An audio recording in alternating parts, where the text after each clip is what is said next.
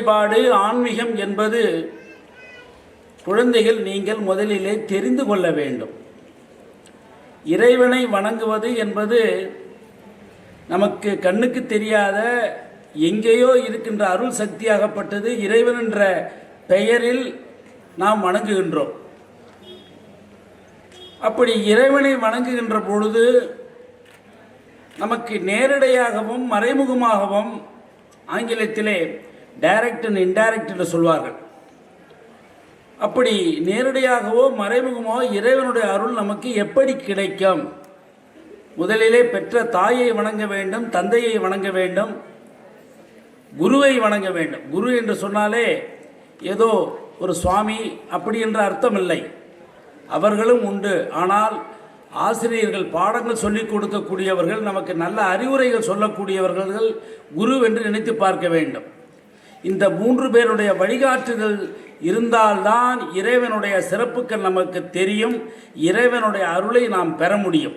இதுதான் அடிப்படையான ஒரு செய்தி. சில இடத்துலலாம் பார்க்கின்ற போது சாமி கும்பிட்றாங்க, போயிட்டே இருக்கிறாங்க. அங்கே சொல்லக்கூடிய கருத்துரைகள் அறவுரைகள் ஒன்றுமே யாருமே கேட்கறல. எதுக்கு ஆன்மீகம்னா அந்த தல வரலாறுன்னா என்னன்னே தெரியல. இப்போ இங்கே வைக்கின்ற போது பார்க்கின்ற போது திருக்கோணேஸ்வரரை பார்க்கின்ற போது பட்டினத்த சுவாமிகள் பாடியிருக்கின்றார், அன்னைய சுவாமி பாடியிருக்கின்றார், ஞானசம்பந்தர் பாடியிருக்கின்றார். அப்படி பார்க்கின்ற போது உண்மையிலே இந்த பிள்ளைகளெல்லாம் பார்க்கணும். ஏன்னா இன்றைக்கி வெறும் படிப்பு மட்டும் ஆளாகாது, பெரும் அறிவு மட்டும் ஆளாகாது. நல்ல படிப்பும் வேண்டும், நல்ல அறிவு வேண்டும், அதே நேரத்தில் நல்ல ஞானம் வேண்டும், நல்ல இறையருள் வேண்டும்.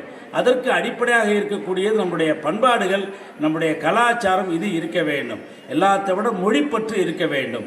இது இருந்தால்தான் நாம் ஒவ்வொருவரும் நன்றாக அளவிலே முன்னேறி இருக்க வேண்டும் என்ற அளவிலே சொல்லி இந்த நல்ல நாளில் உங்களையெல்லாம் சந்தித்ததில் மிக மகிழ்ச்சி.